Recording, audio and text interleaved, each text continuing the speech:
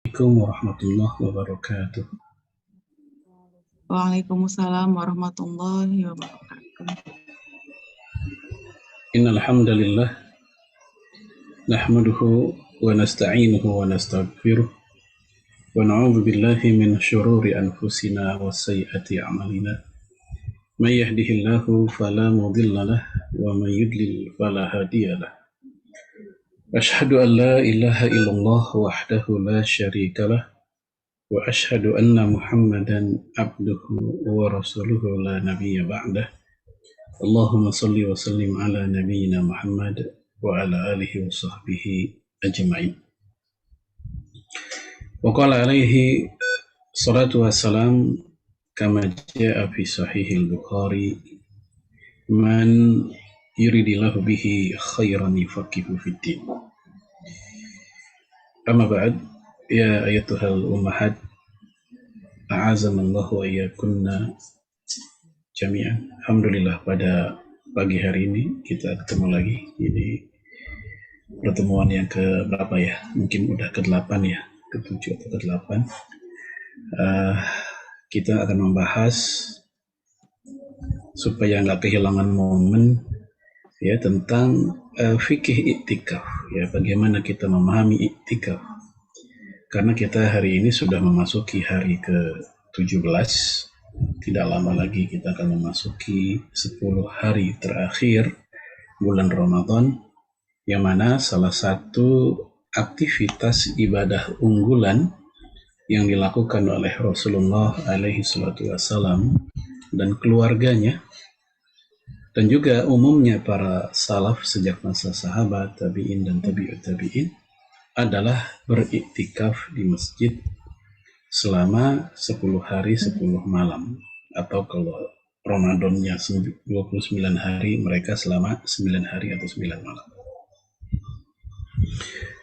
Kita lihat dari Aisyah radhiyallahu anha, beliau mengatakan, kana Rasulullah sallallahu alaihi wasallam idza dakhala al-ashru, ya dahulu Rasul begitu memasuki 10 Ramadan terakhir, ay al-ashr akhir min Ramadan, syadda mi'zarahu, Rasulullah mengencangkan, memperkuat ikat pinggangnya.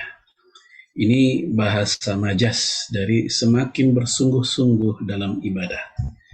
Jadi jangan diartikan secara harfiah ya, tiba-tiba kita punya ikat pinggang di rumah, kita kencengin semua kita pakai, nggak begitu maksudnya. Tapi semakin giat, semakin sungguh-sungguh ibadah di penghujung Ramadan.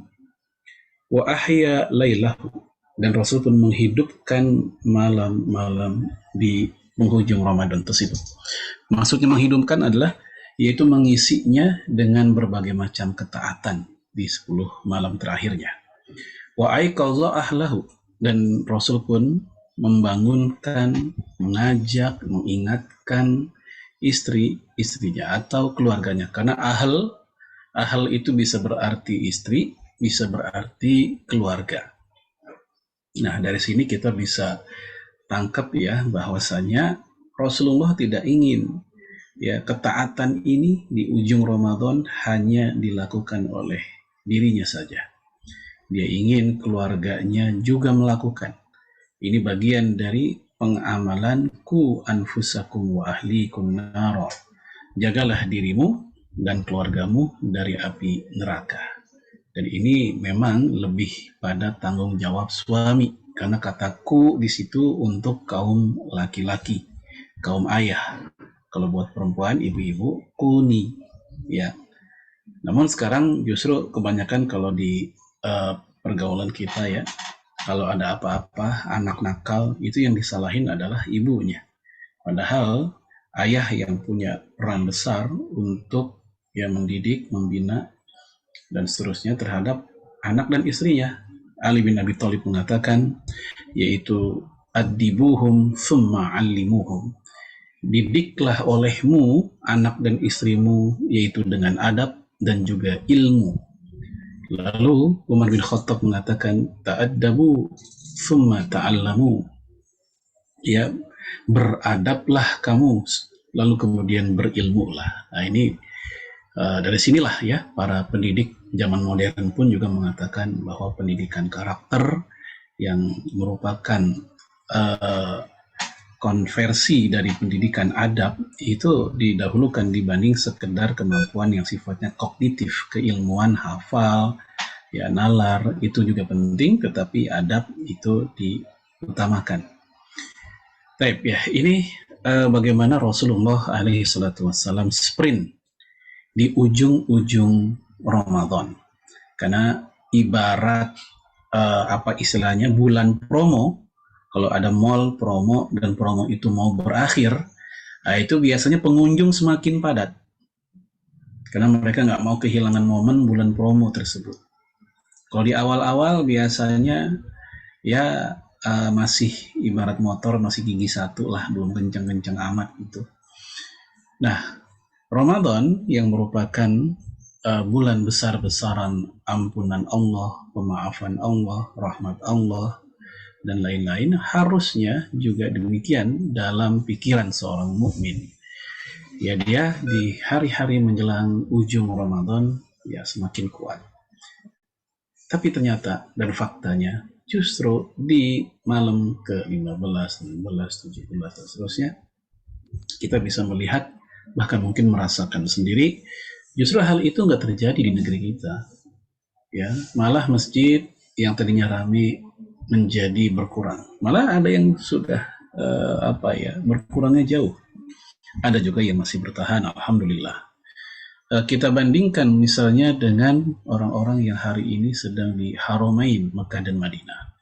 Semakin ujung, semakin banyak mereka dalam rangka mengalap, mencari keberkahan, mencari ya pahala yang berlimpah-limpah di malam tersebut atau di ujung-ujung malam Ramadan.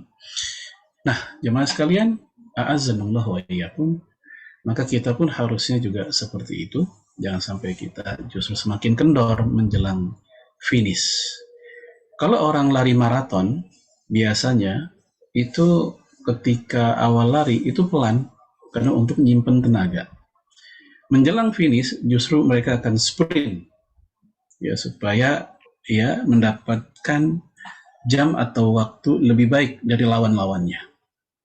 Namun saat yang bersamaan kita lihat orang kalau lari maraton itu awal lari 1000-an pesertanya misal, tapi menjelang finish nggak lagi 1000-an, terpencar-pencar, bahkan mungkin nggak semua kuat sampai finish, mungkin sudah ada yang diskualifikasi, sudah ada yang istirahat. Nah ternyata Ramadan itu juga seperti itu. Ada yang sebelum finish mereka sudah terjatuh, sudah gugur. Ada juga yang menjelang finish mereka semakin kuat larinya. Nah semoga kita termasuk yang menjelang finish ini semakin kuat. Baik, kita lihat definisi dari iktikaf. Secara bahasa al-mulazim, yang artinya mengikuti, mengiringi, membiasakan, dan menetap, ya menetapi. Yuqalu akafa ala syai' idza lazimahu. Ya dikatakan akafa ala syai' itu artinya dia menetap di atas sesuatu, di tempat, di suatu tempat. Artinya ya dia selalu bersamanya. Apa kalau bahasa kita itu ya selalu mengiringi. Ya orang kampung bilang ngintilin dulu lah begitu. Nah, orang yang iktikaf di sesuatu ya dia seperti itu. Sayyid Sabiq mengatakan al-i'tikaf luzumu syai' wa habsun nafsi alaih khairan kana am syarran. I'tikaf adalah menetapi sesuatu dan dia menahan diri di situ ya dalam hal yang baik atau yang buruk. Ya, ketika ada orang yang konsen di masjid, dia menetap di situ, maka dia i'tikaf dalam kebaikan. Nah, ketika ada orang yang konsen di majelis judi berjam-jam, maka dia lagi i'tikaf tapi pada keburukan. Ada sekelompok ibu-ibu hadir di sebuah majelis pergunjingan, gibah lama banget di situ. Kita ikut dengerin, duduk. Memang kita nggak ikut gibahnya, nggak ikut ngomongin, tapi kita jadi pendengarnya. Ya, selama setengah jam, 1 jam. Maka secara bahasa kita pun lagi i'tikaf itu. Tapi i'tikaf yang syarran, yang buruk. Oleh karena itu ketika Ali bin Abi Thalib melihat ada orang lagi main catur, oleh Ali bin Abi Thalib itu diistilahkan sedang iktikaf di depan berhala. Ya, kata beliau sambil mengutip ayat, "Ma hadhihi tamasilul lati antum laha akifun." Berhala apa ini yang kalian sedang iktikaf di hadapannya? Jadi oleh Ali bin Abi Thalib, orang main catur dianggap seperti sedang iktikaf di depan berhala. Karena kan orang main catur kan begitu kan, anteng, diem, konsentrasi banget begitu, diliatin banget gitu ya. Nah ini secara bahasa sama seperti orang lagi itikaf. Dan cukup unik ya, ada orang bisa konsen sebegitu lama main catur, tapi begitu sholat konsentrasinya hanya ketika takbiratul ihram doang. Begitu sedekap banyak pikiran, mikirin si imam yang bacaannya kepanjangan. Apalagi kalau imamnya baca Alif Lam Mim dzalikal kitabul la raiba fihi, ya Allah, Al-Baqarah. Udah tuh. Ya, makmum udah pada gelisah. Tapi main catur kelamaan nggak ada gelisah-gelisahnya. Ya. Atau nongkrong kelamaan bersama teman-teman nggak ada gelisah bahwa dia akan meninggalkan sholat. Tidak. Jadi kondisinya ya banyak di antara manusia yang mengalami seperti itu. Baik, sekarang definisi secara syariat. Kalau tadi kan definisi secara bahasa. Ya, yaitu seperti yang dikatakan oleh Imam Asy-Syaukani dalam kitab Fathul Qadir, mulazamatun ta'atun makhsusatun ala syarti makhsus, yaitu menetap atau ya diam dalam rangka ketaatan secara khusus dengan syarat khusus pula. Nanti kita bahas syarat-syaratnya. Jadi tujuannya ketaatan, caranya pun juga spesifik. Kemudian Syekh Sabiq mengatakan wal maksud bihi huna, yang dimaksud dengan i'tikaf di sini adalah luzumul masjid, diem di masjid, menetap di masjid. Wal iqamatu fihi, dan mukim di dalamnya. Ya, iqamah ini mukim, baik mukim untuk sholat atau tilawah atau apa. Fihi, di dalamnya, biniyati taqarrub ilallah azza wa jalla, dengan niat untuk taqarrub kepada Allah Subhanahu wa taala. Nah, dari definisi ini ada dua unsur pokok dari i'tikaf. Pertama, tempatnya di masjid. Yang kedua, niatnya taqarrub ilallah. Karena ada orang yang ke masjid tapi niatnya enggak taqarrub ilallah, maka dia enggak disebut i'tikaf. Walaupun dia lama di situ. Contohnya siapa? Marbot masjid mah di masjid mulu kan. Tapi dia niatnya saat itu apa? Emang kerjaannya di situ. Dia ngepel, dia bersihin jendela, bersihin sarang laba-laba, ngurusin airnya, kerannya, bolak-balik aja di masjid. Tapi karena tujuan dia bukan untuk lagi i'tikaf, maka nggak dihitung i'tikaf walaupun fisiknya di masjid. Atau kebalikannya, ada orang yang niatnya taqarrub ilallah, niatnya pengen ibadah, ketaatan, tapi badannya lagi diangkot, badannya lagi di atas kendaraan atau di rumah, maka dia nggak disebut i'tikaf di masjid, atau nggak sah disebut secara fikih sebagai mu'takifun, orang-orang yang sedang i'tikaf.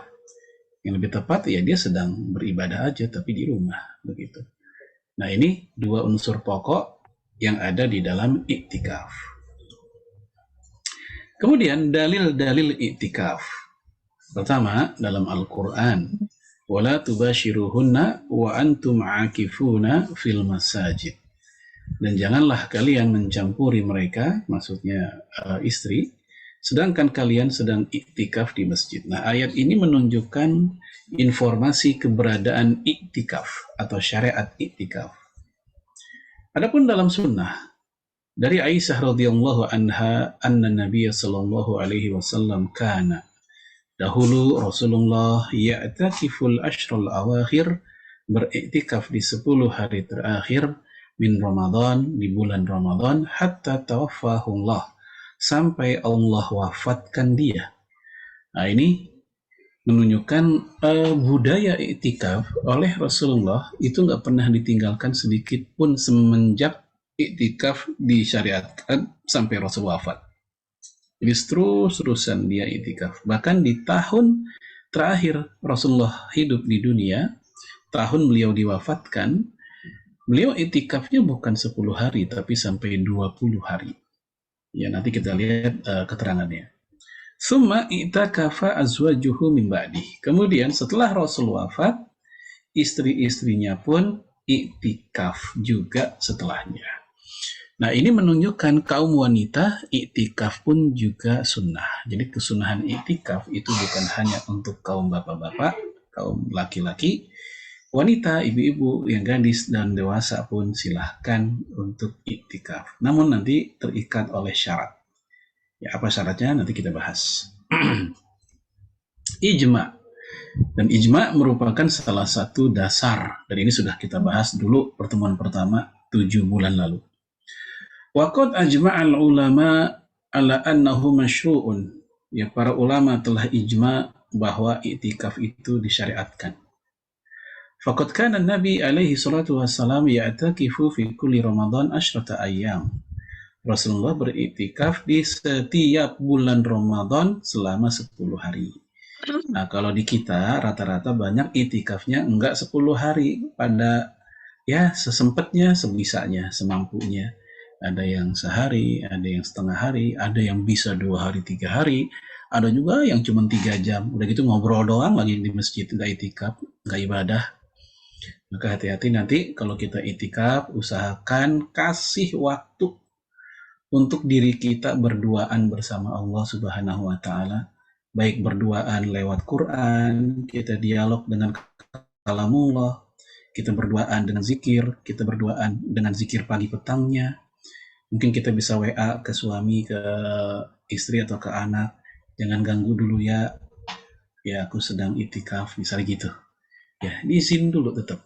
Ya, nah ini apa namanya, jamaah sekalian, azamullahiyakum, ini merupakan upaya kita supaya kita ngecas jiwa dan hati kita setelah kita ya berurusan dengan urusan sehari-hari di rumah tangga, urusan domestik rumah tangga, urusan kantor buat bapak-bapaknya, dan seterusnya yang bisa mengotorkan, mengkeruhkan hati dan pikiran kita, membersihkan korosi-korosi jiwa kita lewat iktikaf, lewat bermunajat bersama Allah Subhanahu wa Ta'ala ya, di dalam masjid, dalam iktikaf kita. Kemudian falamma kanal am. Nah, ketika di tahun alladzi qubidha fih, tahun di mana Rasul diwafatkan, i'takafa 20 yauman, Rasulullah beriktikaf sampai 20 hari. Ya, terus terang seumur-umur saya iktikaf bisa 10 hari 10 malam itu hanya sekali, yaitu waktu kuliah ya. Sebelum ya belum punya anak, belum punya istri, jadi nggak banyak beban saat itu gitu ya. Begitu udah ada anak, ada istri, lain lagi lah ceritanya. Ya, hanya bisa beberapa hari, lama-lama berkurang gitu. Nah, apakah itu itikafnya tetap sah? Tetap sah. Kaidah fikihnya berbunyi, ma la yudraku kulluh, la yutraku kulluh. Jika yang ideal nggak bisa kita jalanin semua, maka seadanya aja, jangan ditinggalkan. Jadi seadanya, semampunya yang bisa kita raih, raihlah, jangan ditinggalkan. Baik, ini 3 dalil ya kehujahan eksistensi iktikaf. Kemudian hukumnya. Hukumnya sunnah, ya tidak wajib. Kecuali iktikaf karena nazar. Ya, sebelumnya dia nazar dulu pengen iktikaf, maka itu menjadi wajib. Bukan hanya iktikaf, apapun kalau dinazarin jadi wajib. Waqad waqa'al ijma' ala annahu laisa biwajib. Ya, telah terjadi ijma' bahwa iktikaf bukan kewajiban. Tak satu pun para pakar hukum Islam mengatakan iktikaf itu wajib.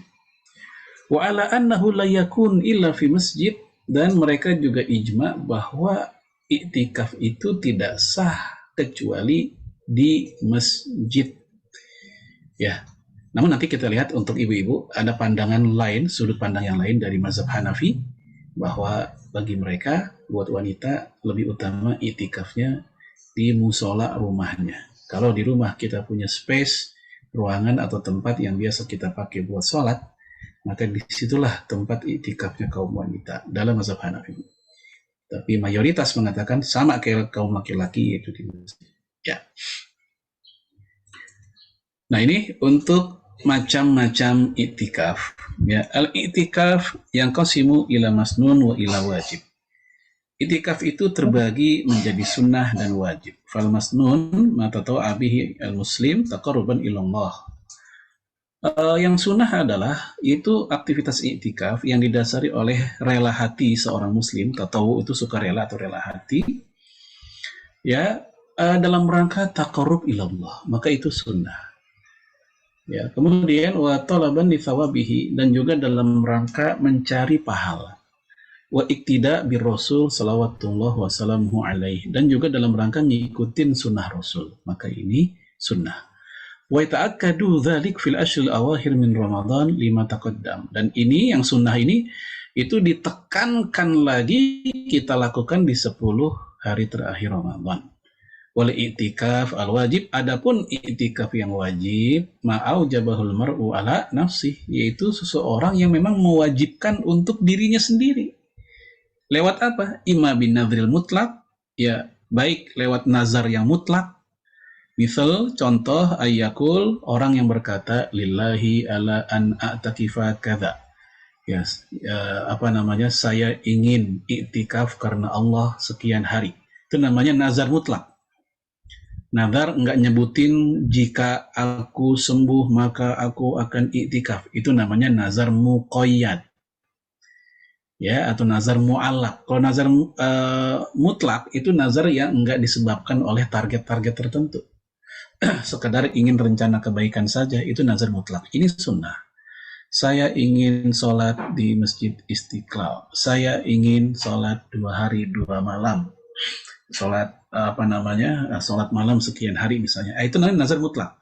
Tapi kalau pakai embel-embel dulu, jika anak saya lulus maka saya, itu namanya nazar ya mu'allaq. Kadang disebut nazar muqayyad.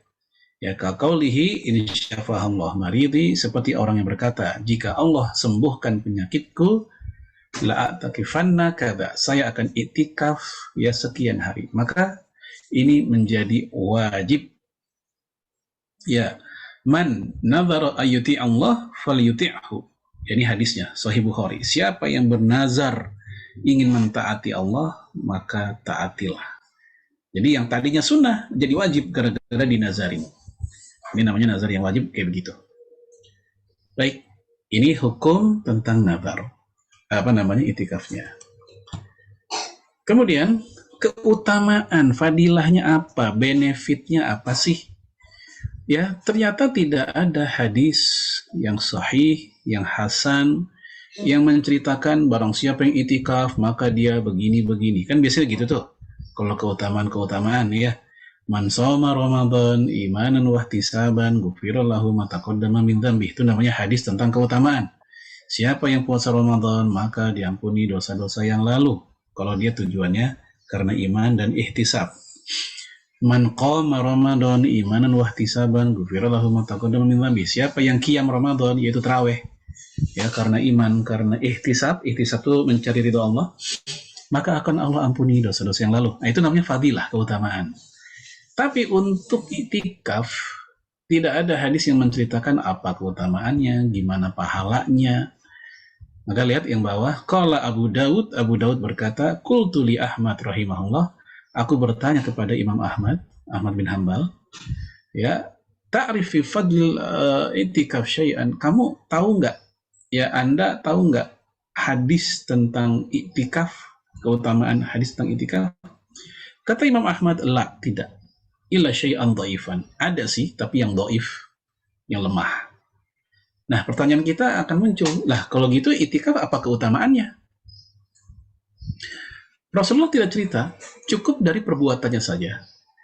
Ketika Rasul melakukan sampai akhir hayatnya dia nggak tinggalin, seperti yang sudah kita bahas tadi, bahkan di bulan atau di tahun terakhir dia hidup dia sampai melakukannya 20 hari, itu udah cukup bahwa itikaf itu punya keutamaan. Sebab kalau itikaf ibadah yang receh-receh gitu, maka tidak mungkin Rasulullah sampai segetol itu melakukan itikaf sampai bertahun-tahun Ramadan nggak pernah ditinggalkan.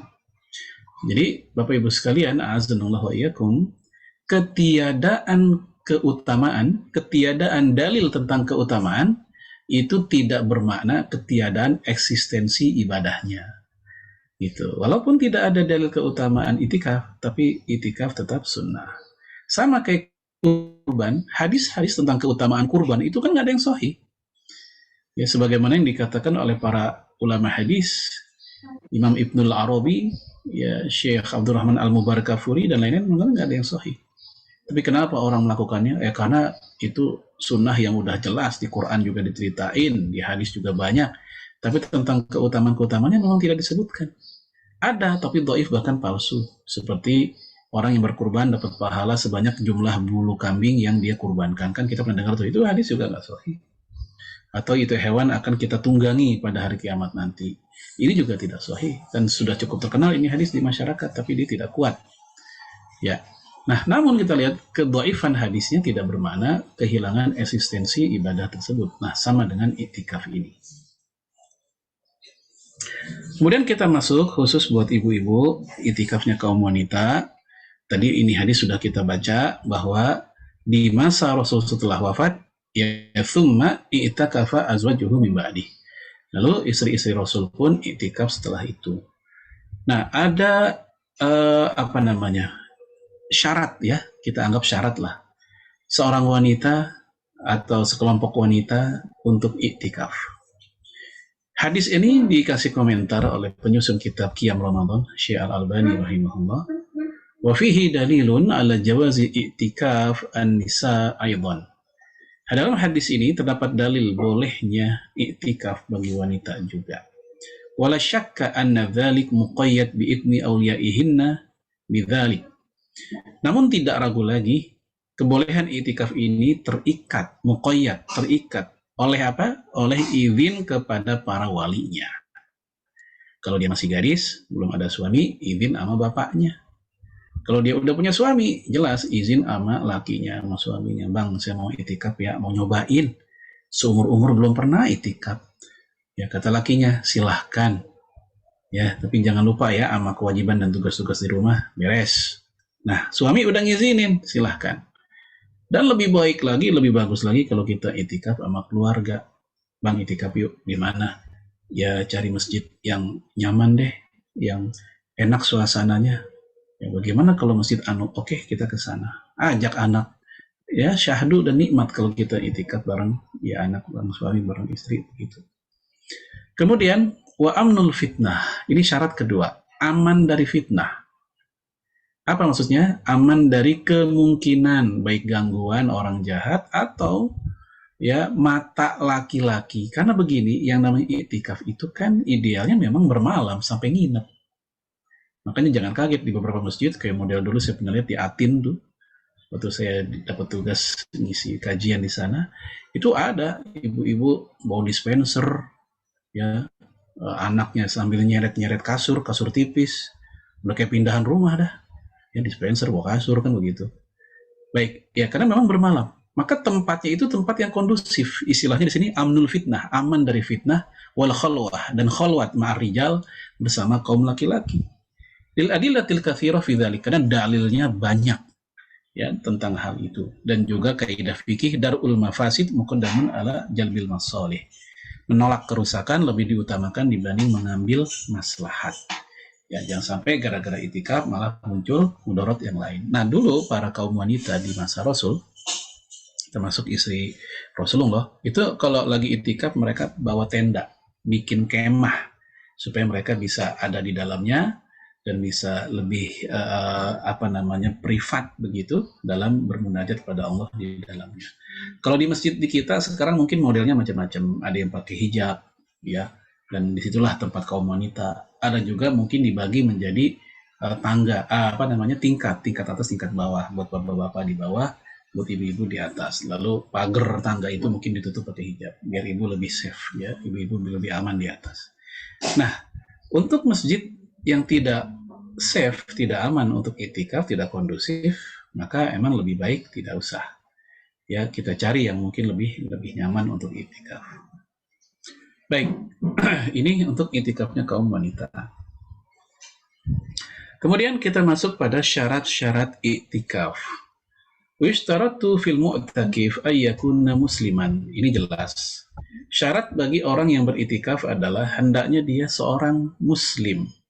Non-muslim nggak sah. Kenapa? Seluruh aktivitas ya peribadatan Islam itu khitabnya arah perintahnya hanya kepada seorang muslim. Non-muslim dia belum beriman kepada Allah, belum beriman kepada Rasul, belum beriman kepada Quran dan lain-lain, maka memang bukan buat mereka.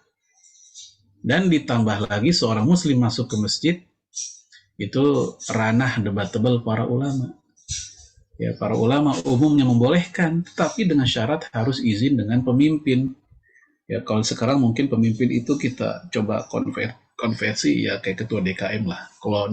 Kalau pemimpin diartikan presiden atau gubernur kan terlalu jauh prosedurnya. Sekedar mau masuk ke musola, nanya dulu ke presiden kan kejauhan.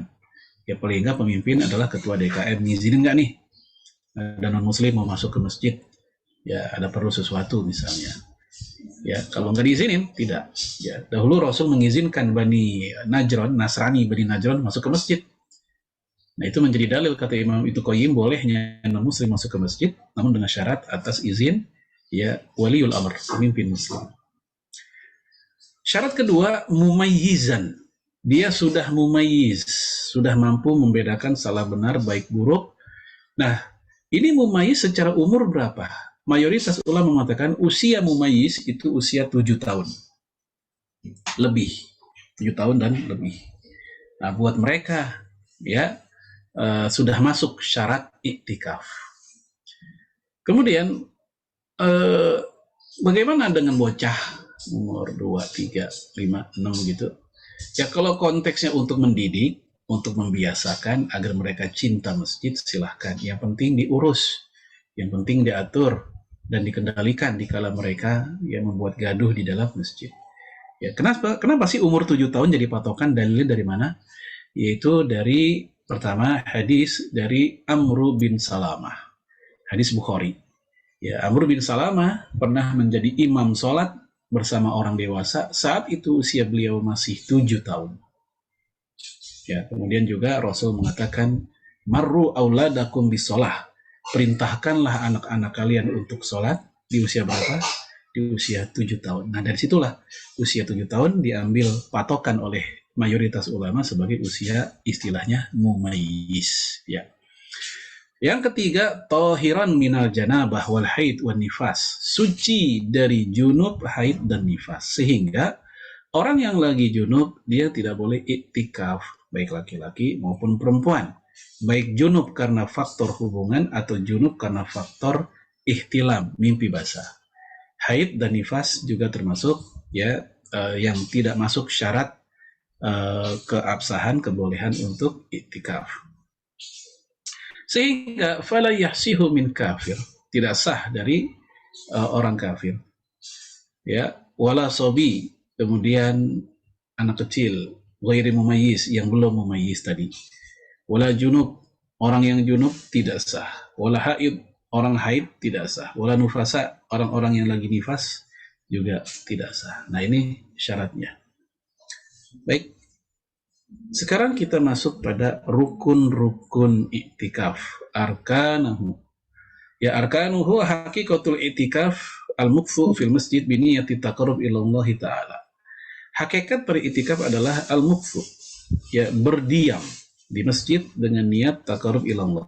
Ingat tadi waktu kita bicara definisi pun juga seperti ini, unsur yang paling pokok di masjid dan niat taqarrub ila Allah, niat untuk ibadah. Falau lam yaqa al-mukthu fil masjid aw lam tuhadits niyat at-ta'ah la yanaqid al-i'tikaf. Kalau seandainya dia tidak berdiam di masjid atau ya tidak ya berniat ya aw lam tahdus ya atau tidak terjadi niat untuk melakukan ketaatan, maka dia nggak dihitung lagi i'tikaf. Ya, baik salah satunya atau dua-duanya nggak ada, maka nggak dihitung sebagai i'tikaf. Jadi kalau kita ringkas, rukun i'tikaf ada 2, niat untuk ibadah dan tempatnya di masjid. Kemudian kita masuk pada bagaimana i'tikaf di luar bulan Ramadan. Sebagian ahli fikih mengatakan i'tikaf hanya sah di bulan Ramadan. Karena isu yang paling sering ketika kita ngomong i'tikaf ya biasanya emang di bulan Ramadan. Nah, bagaimana di luar bulan Ramadan? Ternyata dalam kitab Sahih Bukhari beliau menyusun sebuah bab berjudul Bab Al-I'tikaf fi Syawal. I'tikaf di bulan Syawal. Maka dari sini ya ada dalil bahwa i'tikaf tetap sah dilakukan tanpa puasa dan sah pula di luar Ramadan. Jika ditambah puasa, maka itu lebih baik, lebih afdal. Nah, dalil tambahannya di sini. Yaitu ketika Umar bin Khattab berkata, "Ya Rasulullah, inni nazartu fil jahiliyah an a'takifa lailatan fil Masjidil Haram." Ya, faqal aufi binadrik. Wahai Rasul, saya bernazar pada masa jahiliyah. Nazarnya adalah i'tikaf di malam hari di Masjidil Haram. Nah, Rasul mengatakan penuhi nazarmu. Banyak pelajaran dari ucapan ini. Pertama, yang namanya nazar itu mesti diucapkan. Nazar nggak cukup di hati. Ya, ada orang nazar di hati doang nih nggak diucapin itu belum sah. Ada dua rukun nazar, yaitu niat nazar, yang kedua diucapkan. Ya, riwayat tentang nazar, semuanya selalu berbunyi ini nazartu, aku bernazar. Ada ucapan, termasuk di Al-Quran. Ya, ketika Maryam berkata inni nazartu lirahmani sawma falan ukalimal yauma insiya, aku bernazar kepada Allah. Itu Maryam pakai kata jelas bernazar. Ya. Pelajaran kedua tentang Umar bin Khattab. Ya, kita lihat walaupun di masa jahiliyah, dan kita tahu kan Umar kan di masa jahiliyah kan jagoan dia kan, jagoannya anak muda gitu. Kalau bahasa sekarang mungkin ya kayak preman gitu kan. Tetapi itu di masa jahiliyah. Tapi ternyata sejahiliyah-jahiliyahnya Umar bin Khattab, nazarnya keren, i'tikaf. Coba preman aja nazarnya i'tikaf. Coba kalau preman di Indonesia, di Jakarta, kan nazarnya aneh-aneh. Wah, pokoknya nih, gue nazar. Kalau apa nih misalnya, anak gue lulus ke SD, SMP negeri, atau apalah istilahnya, gue pengen mabok 2 hari 2 malam. Nah, itu kalau preman gitu tuh nazarnya tuh. Ya pengen mabok 2 hari 2 malam. Nah, Umar bin Khattab nazarnya i'tikaf di Masjidil Haram. Lalu kata Rasulullah, ya Alfi bin nadrik, penuhi nazarmu. Ini menunjukkan memenuhi nazar itu wajib. Kalau udah terucap, udah wujud nazar itu, maka wajib, bukan hanya sunnah. Dan ini juga menunjukkan i'tikaf itu nggak kudu puasa. Kenapa? Karena Lailah di malam hari, Umar bin Khattab untuk i'tikaf di malam hari, sementara malam itu kan nggak puasa. Sehingga ini menjadi dasar buat mereka bahwa tidak harus di bulan puasa atau sedang puasa.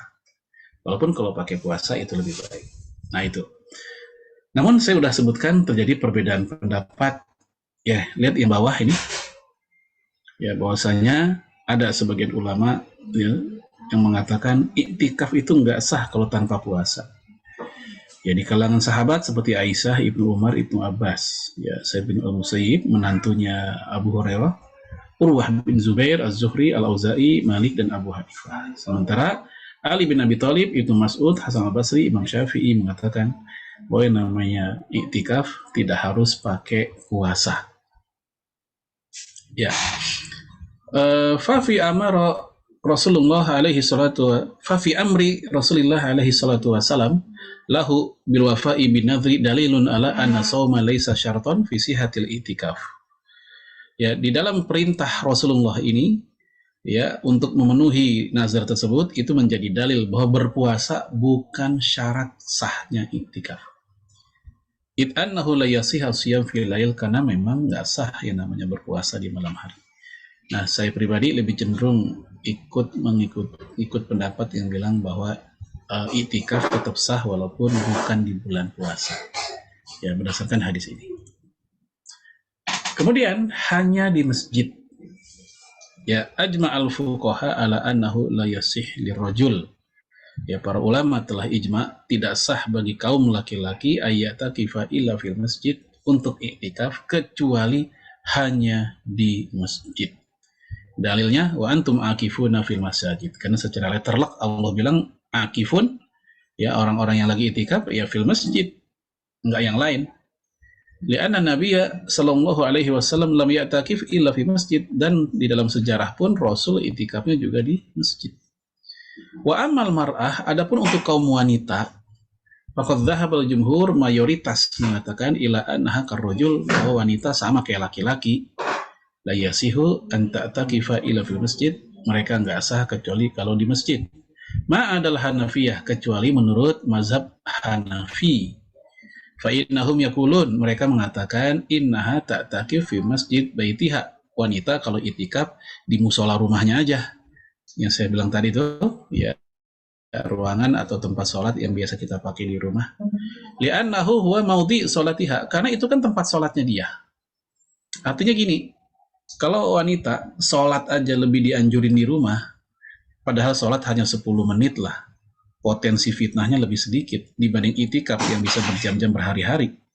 Maka logikanya, jika yang lebih sebentar saja, yaitu sholat, dan potensi fitnahnya lebih sedikit, dianjurkan di rumah, nggak di masjid, maka itikaf lebih layak lagi untuk dianjurkan di rumah, bukan di masjid. Itu logika yang dibangun oleh mazhab Hanafi. Namun mayoritas ulama tetap mengatakan di masjid, karena memang contoh Rasul di masjid, selama tidak ada pembedaan-pembedaan itu, ya tetap sama berarti. Selama tidak ada dalil dari Nabi pembedaan laki dan perempuan, maka kita anggap sama. Dan di Al-Quran pun juga disebut bahwa pasangannya itikaf ya di masjid. Kemudian masjid yang gimana? Masjid-masjid yang seperti apa yang bisa dipakai untuk itikaf? Di sini sudah saya ringkas dari kitab Fathul Bari. Ya, ada 5 pendapat ulama tentang masjid yang boleh dipakai untuk itikaf. Ya, yang pertama yang mengatakan sahnya itikaf hanya di masjid yang di dalamnya dilakukan sholat yang 5 dan sholat Jumat.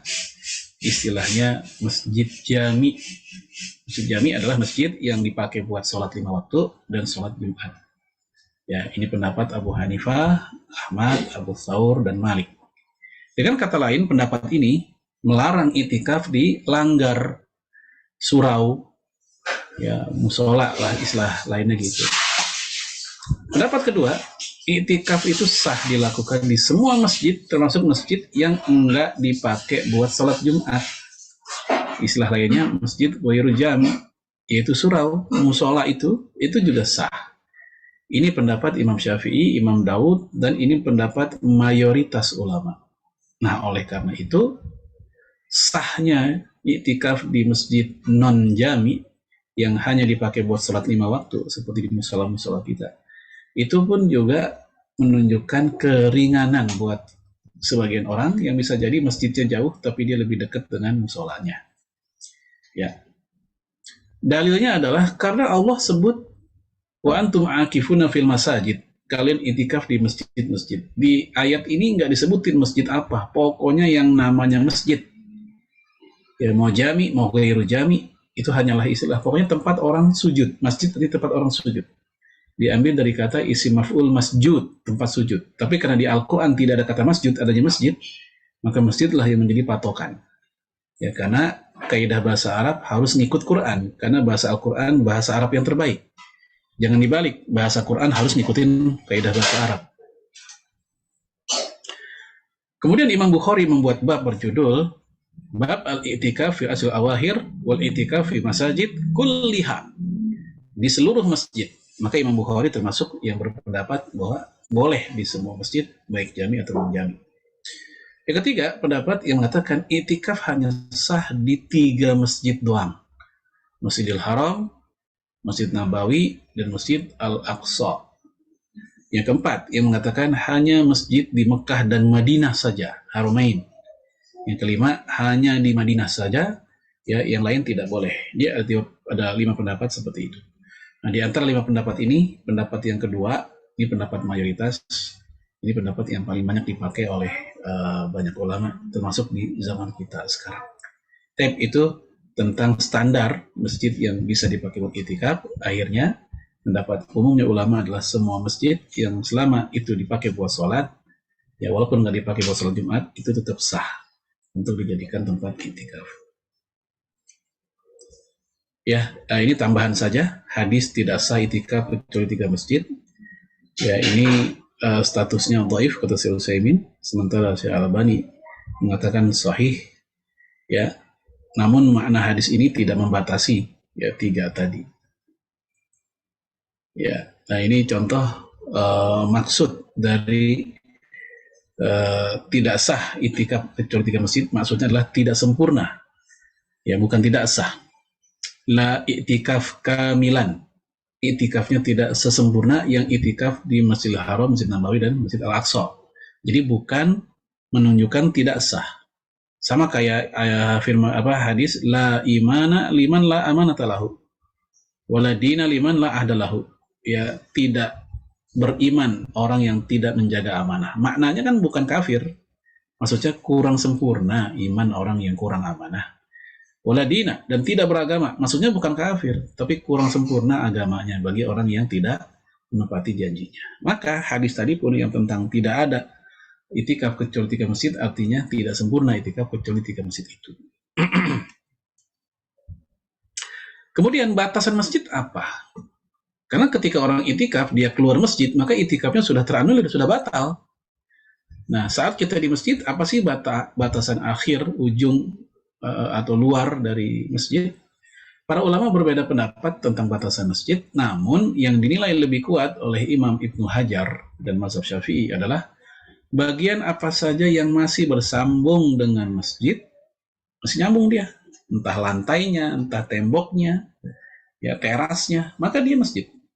Sehingga ruang utama, terus teras di kanan kirinya, menara kalau nempel, karena ada menara yang nggak nempel kan di luarnya. Ya, atap, mihrab, ruang bawah adalah bagian dari masjid. Ini pendapat yang lebih kuat dari perselisihan yang ada. Ada yang mengatakan bahwa itu bukan masjid, istilahnya rohbah. Rohbah itu bagian ruangan yang nempel sama masjid, tapi dia bukan ruangan utama. Contohnya apa? Sekretariat masjid, perpustakaannya misalnya. Tapi dia secara tembok nyambung. Bahkan mungkin fondasinya pun sama dengan fondasi masjid, satu fondasi. Tapi emang temboknya nempel gitu. Ada sebagian ulama mengatakan itu bukan bagian dari masjid, sehingga dihukuminya bukan hukum masjid. Ya, sehingga kalau bukan masjid, maka dia itikaf di situ jadi nggak sah, kan itu bukan masjid. Ya, tapi kalau itu dihitung sebagai masjid, maka dia tetap sah. Itu namanya rahbah. Ya, ini kata Imam Ibnu Hajar atau rahabah. Ia ya bina unyakun ya amam babil masjid ghairu munfasil anhu hadhihi rahabah al masjid. Itu adalah bangunan yang berada di depan pintu masjid yang enggak terpisah dari masjid. Inilah makna dari ar-rahabah, ya rahabahnya masjid. Nah, sehingga ketika ada orang itikaf sambil di atas, bahkan kalaupun di loteng begitu ya di atap tuh sah. Walaupun saya yakin nggak ada orang kepikiran itikaf di atas atap masjid gitu ya. Tapi itu penegasan aja bahwa itu bagian dari masjid. Nah, karena itu bagian dari masjid, ini penting khususnya buat bapak-bapak pengurus DKM. Maka kalau jualan jangan di situ. Kan ada tuh kalau ada acara apa kayak gitu ya, taklim, bedah buku, bukunya dijualnya di teras masjid. Kalau kita pakai standar yang tadi, itu udah bagian dari masjid dan tidak boleh jual beli di dalam masjid karena dia masuk dihitung hukum masjid. Ya, Taib ya, ini tentang masalah batasannya. Ada sih yang mengatakan batasan gampangnya gini aja. Area manapun yang masih layak untuk sholat tahiyatul masjid, ya maka dia masjid. Kepikiran nggak sih orang tahiyatul masjid ketika di taman atau di parkiran masjid? Biasanya emang nggak kepikiran. Orang baru kepikiran tahiyatul masjid, apalagi kalau kondisinya padat di dalam, ya ketika di luar udah melakukannya di terasnya tuh. Selasar istilah lainnya gitu ya. Apalagi di dalamnya udah jelas kalau itu. Nah, ketika ada orang ke taman masjid, ke parkirannya, halaman belakangnya, ini kalau masjidnya luas ya, biasanya nggak kepikiran untuk sholat di masjid, ya berarti itu udah bukan bagian dari masjid. Walaupun itu dibangun untuk kepentingan masjid atau berasal dari tanah wakaf masjid. Ya, nah ini yang saya sebut tadi, kata Ibnu Hajar telah terjadi perbedaan pendapat, namun pendapat yang lebih kuat adalah ar-rahbah memiliki hukum-hukum masjid.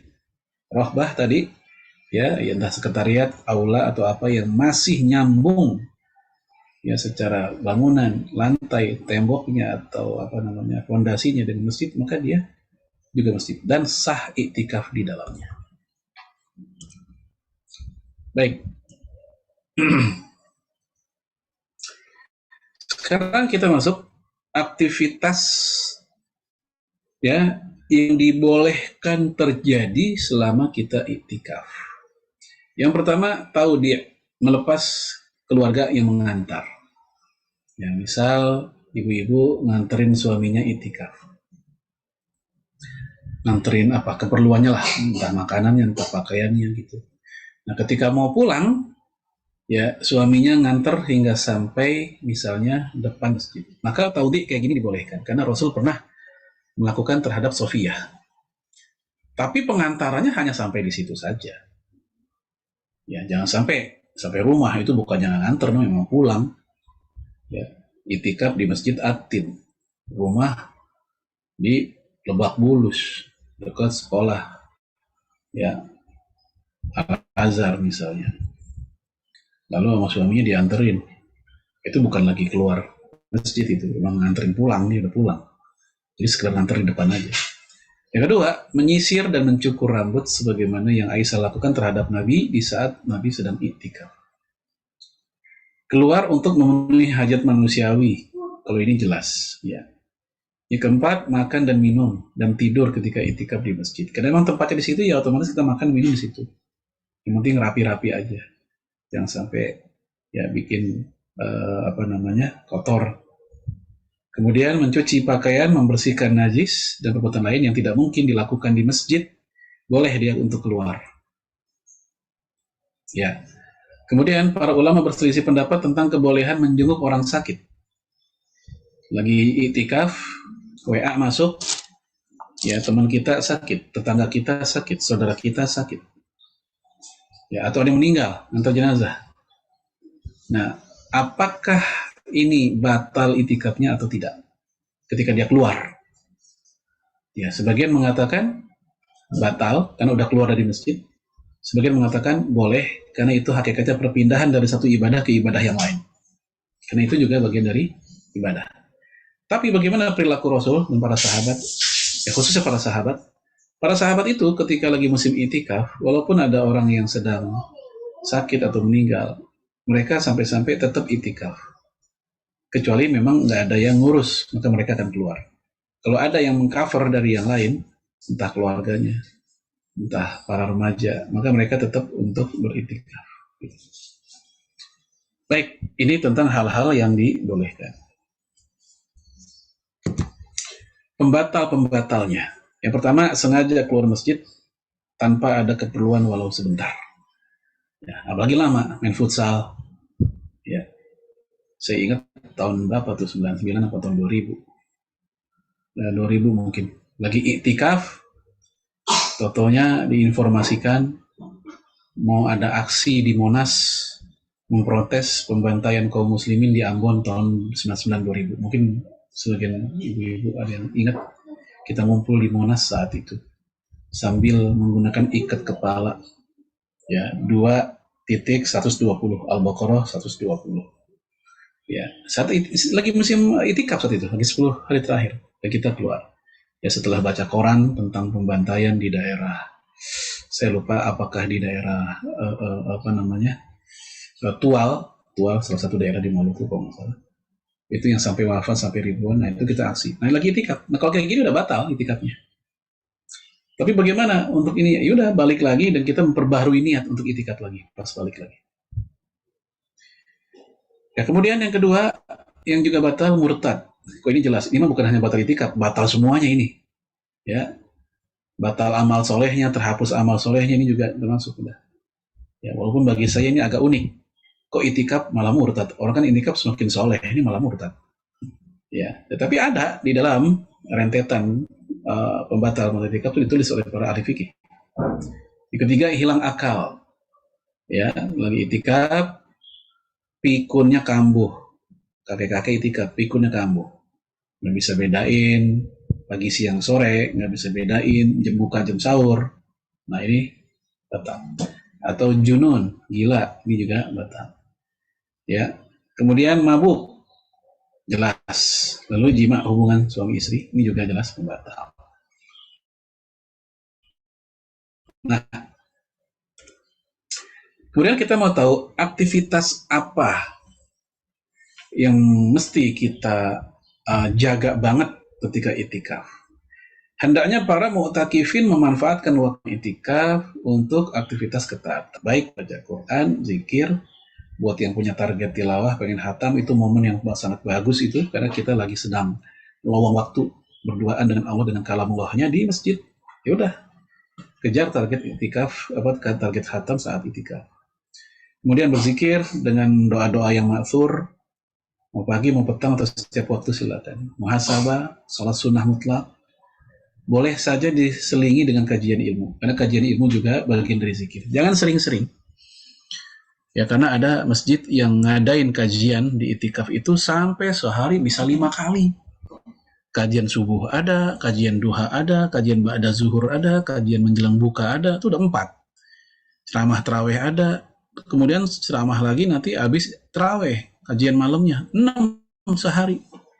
Ya, dikali 10 hari, 60. Coba berapa SKS itu? Nah, yang kayak begini khawatir merubah hakikat itikaf yang tadinya harusnya totalitas kita bermunajat bersama Allah atau kepada Allah. Kita malah jadi kayak pesantren kilat. Ya, sebagian ulama ada yang memakruhkan terlalu banyak itikaf itu dengan kajian, seperti dalam mazhab Hanafi. Kemudian, berbincang dengan tema yang membawa manfaat nggak apa-apa. Ya, seperti obrolan Aisyah dengan Sofiyah dengan Rasul, ketika Sofiyah mengantar keperluan Rasulullah. Namun tidak sedikit itikaf berjumpa dengan kawan lama. Akhirnya ngobrol nggak karu-karuan urusan dunia, nanyain berapa anak, kerjaan di mana, tinggal di mana, sekarang posisinya gimana, lama nggak ketemu, udah akhirnya lupa sama itikaf, malah reunian di situ.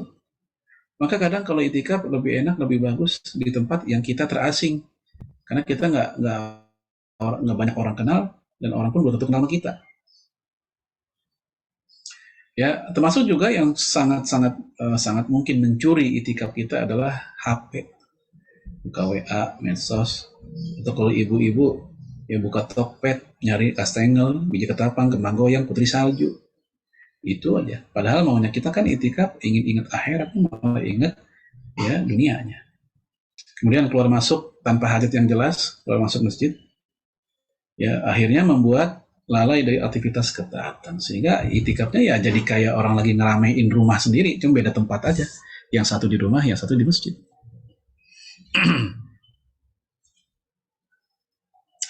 Ya, kita lanjut. Yang terakhir, pelajaran dan hikmah iktikaf apa? Yang bisa kita petik, pertama, menegaskan kembali posisi dan peran masjid sebagai sentral pembinaan umat. Ya, hari ini banyak masjid yang hanya dipakai buat sholat 5 waktu saja. Selesai sholat, masjid lampunya dimatiin, tutup. Nggak ada kegiatan. Ada kegiatan ketika sholat jenazah. Ya, berbeda dengan masa Rasulullah SAW, ya masjid dipakai untuk ya penginapan buat para sahabat Nabi yang nggak punya rumah. Ahlus Suffah diizinin tidur di emperan. Ya, sehingga masjid ini ramah lingkungan dan ramah masyarakat. Ya. Datang seorang wanita mu'alafah baru masuk Islam, diusir sama keluarganya, nggak ada rumah dia. Maka Rasul pun berkata kepada istrinya Ummu Salamah untuk tolong bikinin itu perempuan tenda di masjid. Dibikinin dah ya tenda atau kemah di masjid buat si perempuan itu, dan tidur di masjid tuh perempuan. Ya, makanya Imam Muslim ada bab khusus tentang bermalamnya wanita di masjid. Ya. Kemudian juga di masa Rasul masjid dipakai untuk latihan perang. Ya, cuman perang alat zaman dulu kan masih ya pedang, tombak. Kalau sekarang alat tempurnya pakai mortir, pakai bom, ya kagak bisa. Ya.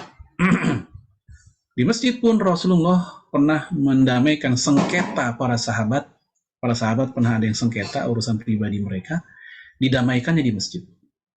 Di masjid pula Rasulullah mendidik sahabat, dan di masjid pula Rasulullah meminta atau menyunahkan untuk melakukan akad nikah di masjid. Ya. Kemudian juga di masjid pula ya Rasulullah SAW menerima tamu negara. Tadi saya sebut tentang Nasrani Bani Najran. Ya, dia datang ke Madinah, dan dia pun oleh Nabi diterima di masjid. Dan masjid zaman itu kan belum ada sekretariat zaman Nabi. Ya, belum ada sekretariat, aula, apalagi buat main pingpong, ya belum ada. Ya, masih satu ruangan masjid aja. Dan diterima di masjid. Baik, yang kedua, sesibuk apapun seorang muslim, hendaknya dia menyediakan waktu untuk mendekatkan diri kepada Allah secara fokus dan totalitas. Kita ada waktu tuh berduaan sama suami, sama istri. Ada waktu berduaan ngobrol sama anak-anak. Ada waktu berduaan sama kerjaan, sama laptop, sama kerjaan masing-masing. Ada waktu dengan kantor. Masa nggak ada waktu untuk berduaan dengan kitabullah? Ya. Kemudian yang ketiga, hidup di dunia hanya persinggahan untuk menuju keabadian akhirat. Setelah kesibukan yang bertubi-tubi di luar sana, kita singgah dulu. Ya, kita ingat-ingat dulu bahwa hakikat kehidupan kita itu di dunia itu hanyalah pengembara aja. Pengembara mampir ngasok di sebuah tempat untuk kemudian lanjut lagi ke perjalanan yang lebih panjang, yaitu alam barzah dan juga alam akhirat. Baik, ini tentang fikih itikaf. Barangkali ada hal-hal yang belum terbahas yang bisa kita ramaikan lagi dengan diskusi. Saya kembalikan ke Bu Soraya. Hadanallah wa yakum ajma'in. Assalamualaikum warahmatullahi wabarakatuh.